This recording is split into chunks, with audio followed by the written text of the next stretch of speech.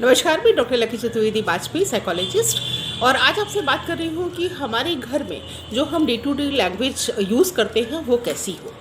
Usually मैंने देखा है कि बहुत सारी फैमिलीज़ में हम अपने बच्चों के साथ एक डिफरेंट तरीके से पेश आते हैं, अपने पेरेंट्स के साथ अलग तरह से, स्पाउस के साथ अलग तरह से। देखिए, एक नाटकीय वातावरण में, एक ड्रामेटिक इन्वायरमेंट में हम बहुत देर तक नहीं रह सकते। चाहे वो बात डाइट की हो, लैंग्वेज की हो, रहन सहन की हो, या प्रोफेशनल जो आपका स्टाइल है उसकी हो।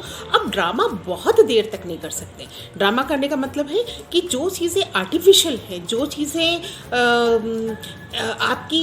आपका नेचर नहीं है, जो चीज़ें आपका एटीट्यूड नहीं है, जो चीज़ें आपका एप्टीट्यूड नहीं है, वो अगर आप बहुत देर तक करेंगे तो आप कर नहीं पाएंगे। और होगा क्या, नेक्स्ट डे फिर से आप शिफ्ट कर जाएंगे अपनी पुरानी आदत पर।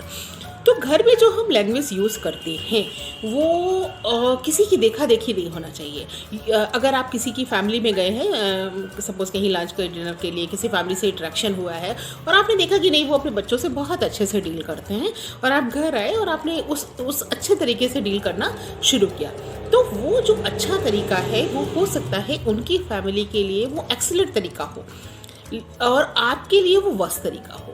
आप अपनी मदर से, अपने पेरेंट्स से अगर आप बहुत कंफर्टेबल होकर तुम करके बात करते हैं और आप अपने बच्चों से आप करके बात करते हैं, तो ज़रा सोचिए, ठहरिए, रुकिए, सोचिए कि आप क्या लर्निंग्स दे रहे हैं। आप दो तरह का शब्दों का इस्तेमाल कर रहे हैं। कल को आप बच्चे को अगर ये कहेंगे कि आप बड़े से आप करके बात करिए, तो बच्चा कंफ्यूज हो जाएगा कि आप अपने पेरेंट्स से तो तुम करके बात करते हो। अगर आप अपने बच्चे से कहेंगे कि आप सबसे आप करके बात करिए, तो बच्चा कहेगा कि आप अपने स्पाउस से तो तुम करके बात करते हो। अगर आप अपने बच्चे से बात करेंगे कि नहीं बेटा, सबसे आप करके बोलना चाहिए, तो कहेगा कि नहीं, जो भी संबोधन वो आपको देता है तो वो कहेगा कि नहीं, आप डोमेस्टिक हेल्प से तो मिसबिहेव करते हैं, मिसटॉक करते हैं।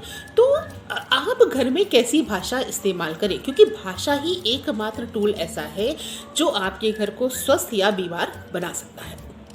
भाषा हमेशा वो इस्तेमाल करें जो आपको अच्छी लग रही हो। अच्छी लग रही के मतलब हो कि आपने बोला, जब आपने बोला तो आपका जो वोकल सिस्टम है वो इन्वॉल्व हुआ, और जो बोला आपने उसको अगेन आपने सुना, तो आपका हियरिंग सिस्टम भी इन्वॉल्व हुआ।